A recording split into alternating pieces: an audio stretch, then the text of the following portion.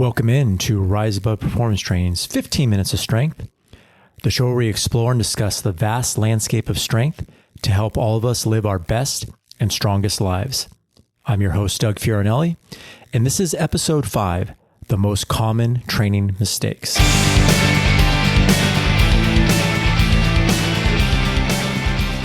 Now, the word mistake might be a little harsh, as I tend to go with the idea that there's no real right or wrong when it comes to exercise, but I do believe that there is a more optimal way to do things. So in this episode, I'm going to go over the most common mistakes I've seen throughout the years as a trainer and also as a trainee. I still lift weights pretty much 5 times a week, and I'm constantly trying to find ways to do better for myself. So these are things that I've seen that are pretty common that people can add or kind of focus on in their programs to make things a little bit better. So the first mistake I see is with the plan in general. I find that most people's plans are either too much or not enough. We'll come up with an idea of like, let's run a marathon. You have one particular group that's going to go, okay, I need to run every day as long as I can for 3 months, not really paying attention to recovery. I just got to get the miles in. That's the most important thing. And then there's the people like, I can get through it. No problem. I can, just lift a little bit of weights and maybe run 5 miles and then just muscle through the last. With weight training, it's the same thing. So I want to lose weight or I want to gain strength. There's a common thing with weight training where it's like the leg day or the back day or the upper body day. And that can lead to too much training. It can also lead to not enough training where you're neglecting other movements and other body parts. So if you're just solely focused on getting your bench press up, maybe you're not doing enough leg work, which in turn will make strength all throughout the body, which could help your bench press. Bench press is tied to being bigger. So if you do squats, you can build your body up and make your body bigger, and also help to activate muscles, even through the legs when you're bench pressing, and help your bench press go up. I just use this as an example. They can be pretty much applied for everything. So the first thing to do is to define the goals that you want to achieve, whether they're short-term, long-term goals, and then be honest with yourself about them. Take a look at your life. So let's say I want to be a better bench presser. I'll just use that as an example. Okay, so I want to get a bench press up. So be specific. Like, what do you want to hit? If you're a 200-pound bench presser and you want to be a 300-pound bench presser, great, you have a plan. Now realize how often you can lift to achieve that. So let's say I'm busy and I can only get in the gym once a week. I'm going to take a lot longer to get to that bench press goal than if I can be in the gym 3 to 5 times a week. So that's the first thing. Be really honest and always play a little bit more onto the conservative side of things. And then the rest of the things will just be a bonus. So if you can get in, you can only do it twice a week, but you can get in 3 times and do some ancillary activity, that'll help. So you got to figure out that, and then figure out a game plan of how you want to train for it. So, whether you read programs or kind of get a plan to say, okay, I'm going to do 5x5 for the first couple weeks, and then I'm going to change to a descending ladder, 5, 4, 3, 2, 1, or I'm going to add back offsets. Just come up with a plan, and then you can tweak it as you go along.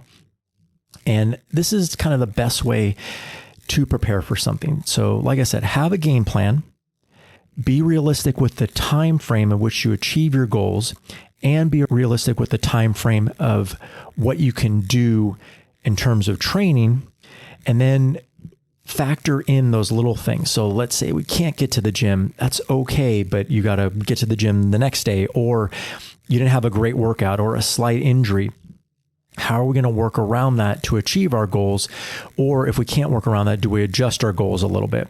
If we're want to train for a marathon and things aren't working out, like we have a plan and we're not able to execute that plan, maybe it's like, okay, I got to back off a little bit and I'll do a half marathon. Or instead of a 300-pound bench press in 3 months, I'm going to, try to gain 25 pounds on my bench press and then slowly progress. The second mistake I see, and it's a little bit more with the youth training, is chasing numbers. Now, what I mean by that is quantifying not only your workout achievement, but also your progression with numbers. So I did use the goal example of 300-pound bench press. Okay, great. This 300-pound bench press, now we'll dive a little deeper. What is it going to get you? If you 300-pound bench press, is that going to help you make the team? Is that going to help you look better in front of your peers? Kind of understand why you want to achieve those goals.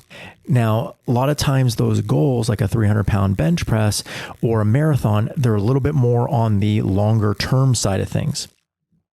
So quantifying your workouts by numbers might be a little bit tough because you're focused on that end goal, and those little intermediate goals going along might be a little bit harder to recognize because you're only focused on that end goal. So I suggest, quantifying workouts like, okay, I want a 300-pound bench press. I'm at 200.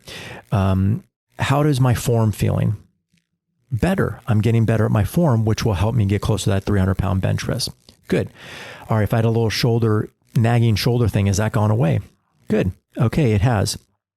Am I able to do more repetitions with a lower weight? So let's say I had a 200-pound bench press and I can rep 150 for 6 reps. Now am I repping 160 for 8 or 10 reps? That is progress as well. How well am I recovering? Am I able to come back and get my subsequent workouts in to be able to, achieve my goal?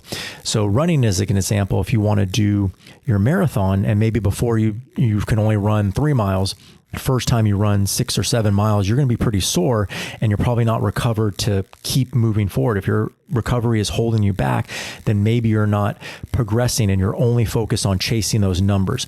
So I would focus on the quality of the workout and those intermittent goals achieved along the way with whatever you're doing, and you'll have a little bit better kind of long-term plan success. The next one I see is not doing enough mobility work.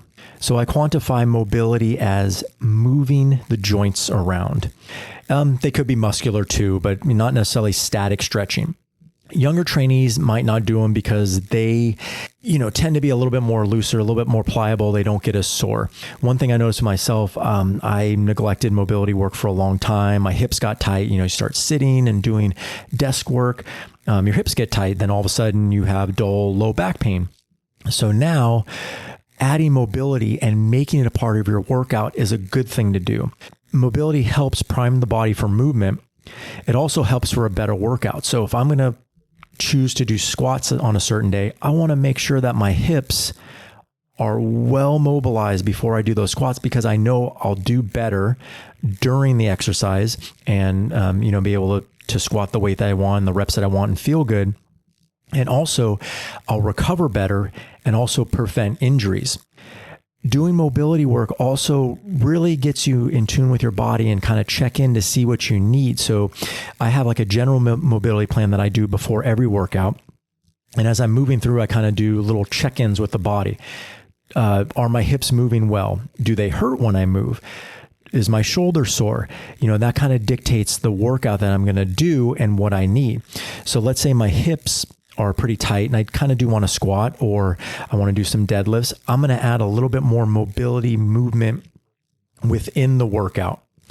So I would set the first 5 minutes of doing general mobility and maybe the first block of my workout before I just jump right into squats is doing some type of movement, whether let's say hip bridges or internal rotations of the hip, just to get everything ready to go. And I make that a part of my workout other than only using it when I really need it. Kind of like dehydrations, let's say. So you're getting dehydrated, you're getting that headache.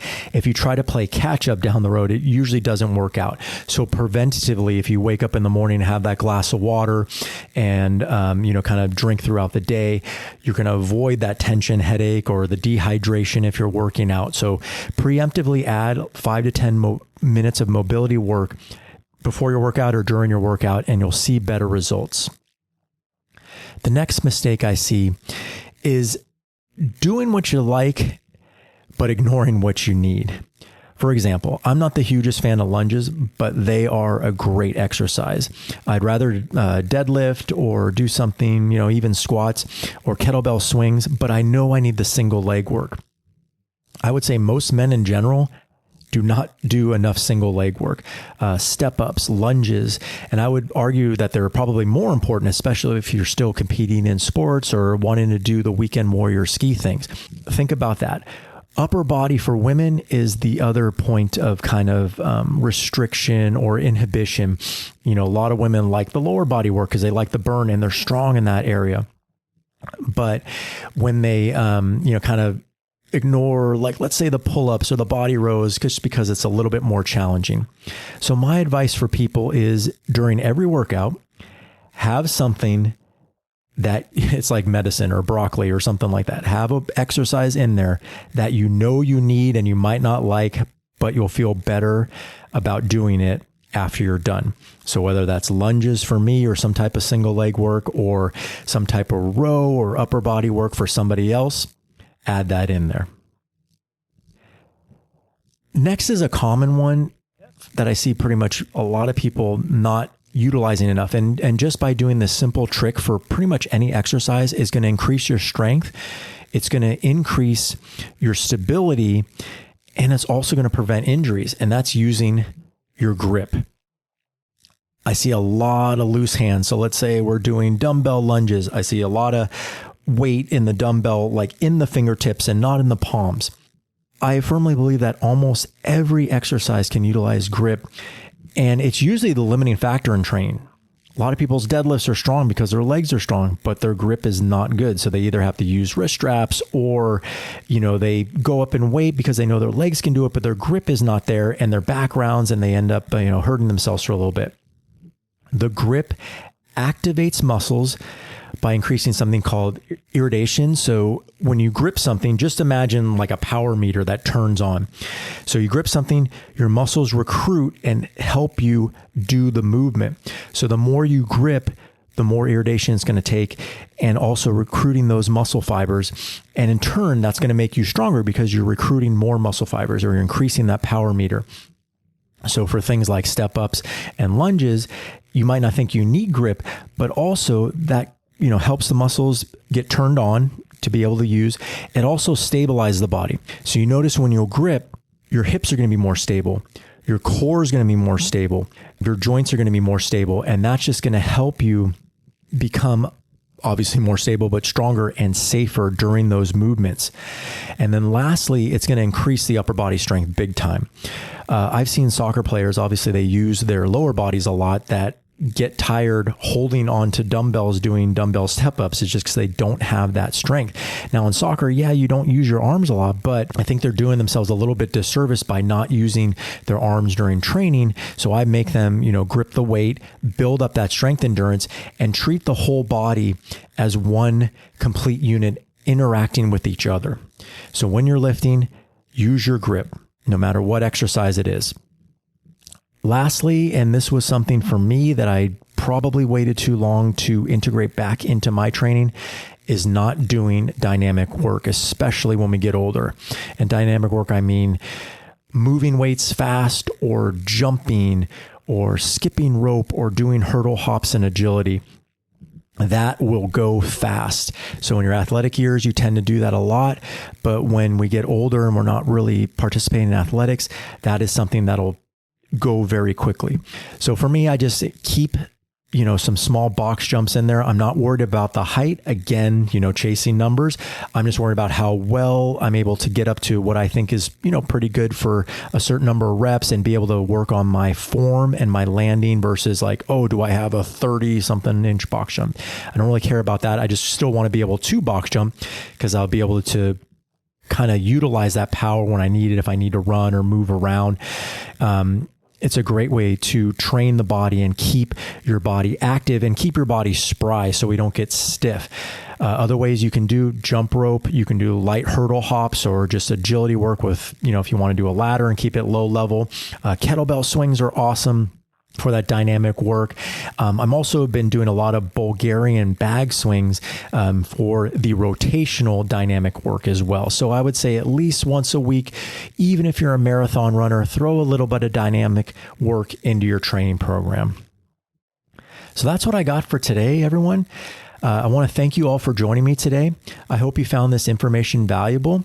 If you like the content and want to hear more, please consider subscribing to the podcast as well as the Rise Above Performance Training YouTube channel. Also, check out riseabovestrength.com and sign up for the monthly newsletter. All the information will be in the show notes down below. Thanks for joining me today. And until next time, remember, all the strength you need is created on the inside and reinforced from the outside. Thanks again, and we'll see you soon.